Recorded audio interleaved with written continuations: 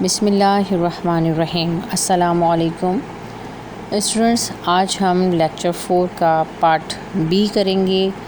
پچھلا جو لیکچر تھا جو کہ پارٹ الف تھا، پارٹ اے تھا، اس میں میں نے آپ کو 3 آیتوں کے ترجمے بتائے تھے اور ایک لانگ کوسچن آپ سے ڈسکس کیا تھا، جو کہ یہ تھا کہ ایک انسان کے ناحق قتل کو پوری انسانیت کا قتل کیوں قرار دیا گیا ہے۔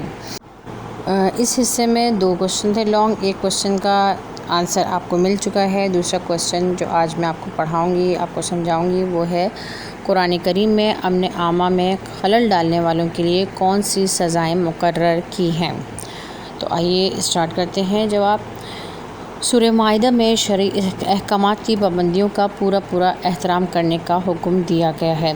حج کے لیے احرام باندھ لینے کے بعد حلال جانور بھی شکار کرنا حرام قرار دیا گیا ہے۔ سورۃ المائدہ میں تمام شرعی احکامات بیان کرنے کے بعد یہ اعلان کر دیا کہ ہم نے تم پر اپنی نعمت تمام کر دی اور تمہارے لیے تمہارے دین کو مکمل کر دیا، لہٰذا شرعی پابندیوں کا احترام کرو اور حلال اور حرام میں تمیز رکھو۔ ٹھیک ہے، یہ لاسٹ جو وحی ہوئی تھی اس کی آیت کا ترجمہ ہے، ٹھیک ہے، اور اس میں یہ حکم دیا گیا ہے کہ دین مکمل ہو گیا ہے، اب شرعی پابندیوں کا احترام کرو اور حلال و حرام میں تمیز رکھو۔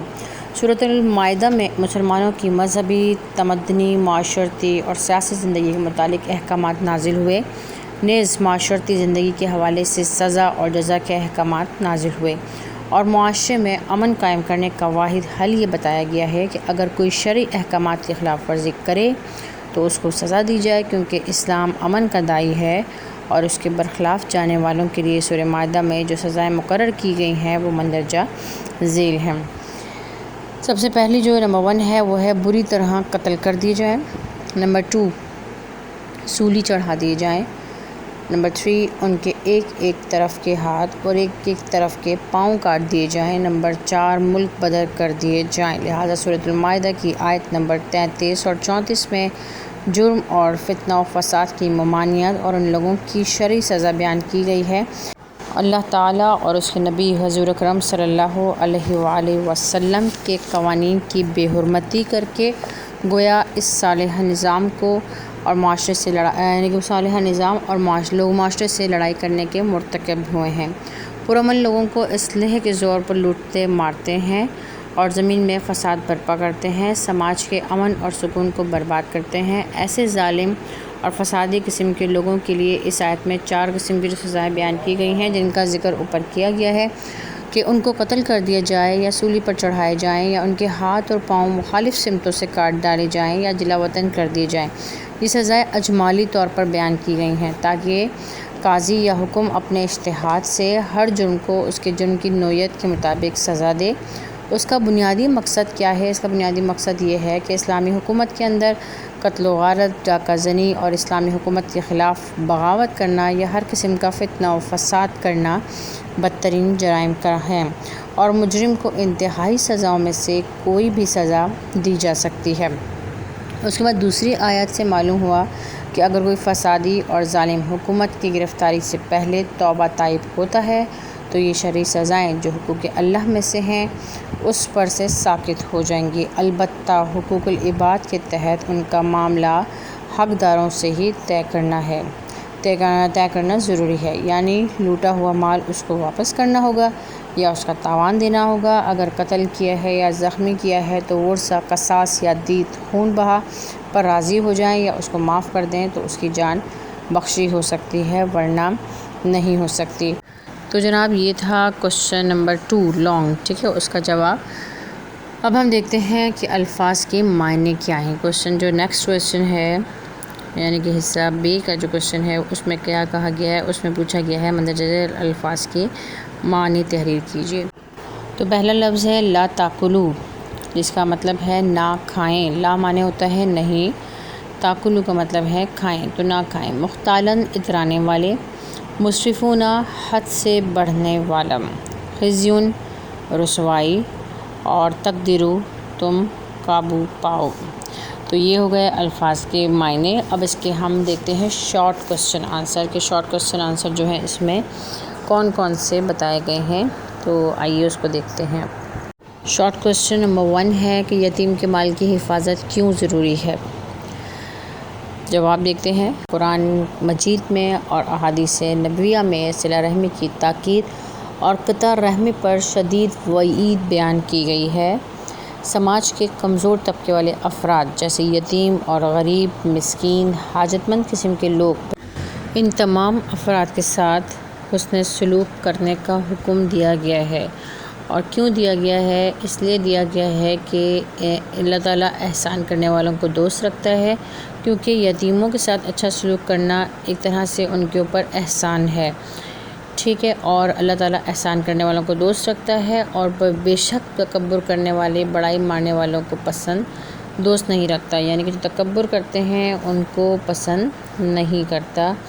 تو یہ اللہ تعالیٰ نے اس لیے بتایا ہے کہ ہم جو ہے وہ یتیموں کے ساتھ اچھا سلوک کریں، ٹھیک ہے۔ اور اس کے علاوہ یہ بھی ہے کہ اگر ہم ان کا مال ہڑپ کر لیتے ہیں یتیموں کا تو یہ بہت بڑا گناہ ہے، اس سے ہم اللہ تعالیٰ کی ناراضگی کے بھی حقدار ٹھہرائے جائیں گے۔ اور اس کے ساتھ ساتھ آیت میں یہ بھی بیان کیا گیا ہے کہ جو بھی ناجائز طریقے سے، ناحق طریقے سے کسی کا مال کھائے گا تو وہ اپنے آپ کو ہلاکت میں ڈال دے گا، یعنی اللہ تعالیٰ نے اس چیز سے سختی سے منع فرمایا ہے کہ کسی کا مال ناجائز طریقے سے نہ کھاؤ، اور خاص طور پہ یتیم کا مال اس لیے بھی نہ کھاؤ کیونکہ اس کی کوئی سرپرستی کرنے والا نہیں ہے۔ تو اگر کوئی ایسا کرے گا تو اس نے سمجھے کہ اپنے آپ کو ہلاکت میں ڈال دیا، ٹھیک ہے۔ تو یہ تھا کہ یتیموں کا مال کھانے کی کیوں ممانعت کی گئی ہے۔ کویسچن نمبر 2 دیکھتے ہیں۔ کویسچن نمبر 2 ہے اپنے آپ کو قتل مت کرو، اس کا مفہوم تحریر کریں، ٹھیک ہے۔ تو اس کا آنسر دیکھتے ہیں کہ کیا ہے۔ جس طرح دوسرے کا مال کھانا حرام ہے، اسی طرح کسی کی ناحق جان لینا اس سے زیادہ حرام ہے، یعنی آپس میں ایک دوسرے کو بلا وجہ ناحق قتل بھی مت کرو۔ دوسرے کی جان لینے کو اپنے آپ کو مارنے سے تعبیر کرنے میں اشارہ کیا ہے۔ جب کوئی دوسرے کو ناحق قتل کرے گا تو بدلے میں وہ بھی خود قتل ہوگا۔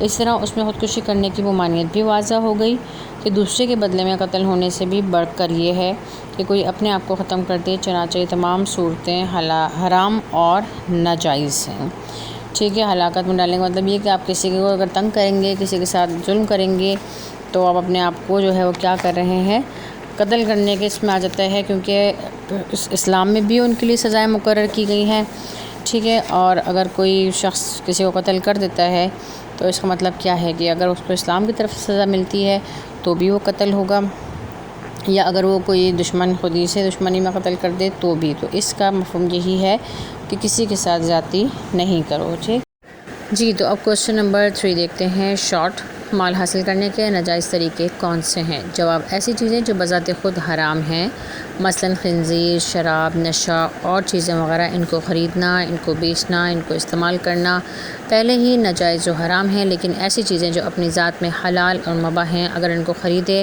اور اپنے تصرف میں لانے کے لیے کوئی ناجائز طریقہ استعمال کیا جائے تو وہ چیزیں بھی حرام ہو جاتی ہیں، جیسے کہ چوری، ڈکیتی، غصب، دھوس، رشوت، سود، اسی طرح جھوٹ، دھوکہ بازی، ذخیرہ اندوزی، چور بازاری، سٹہ اور جوا، ملاوٹ، ناپ تول میں کمی کرنا وغیرہ۔ یہ سب چیزیں جو ہیں ان طریقوں سے حاصل کیا گیا مال و دولت، یہ سب کا سب باطل اور ناجائز طریقے ہیں مال حاصل کرنے کے۔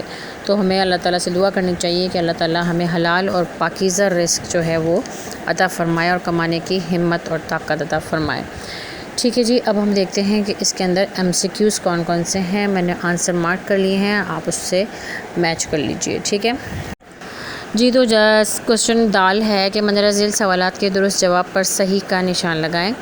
نمبر 1 ہے آمدنی کا ناجائز طریقہ ہے رشوت، ٹھیک ہے۔ باقی سارے جو لکھے ہیں اس میں زراعت، تجارت، صنعت، وہ سب جائز طریقے ہیں۔ رشوت کے ذریعے حاصل کی گئی رقم جو ہے وہ ناجائز ہو جاتی ہے۔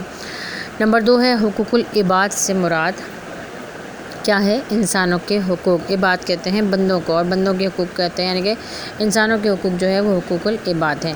نمبر 3 ہے ابن سبیل سے مراد ہے مسافر، ٹھیک ہے۔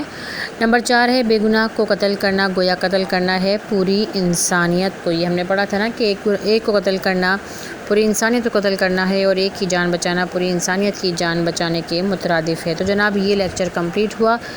انشاءاللہ اگلے لیکچر کے ساتھ میں پھر حاضر ہوں گی۔ اس وقت تک کے لیے اللہ حافظ، فی امان اللہ۔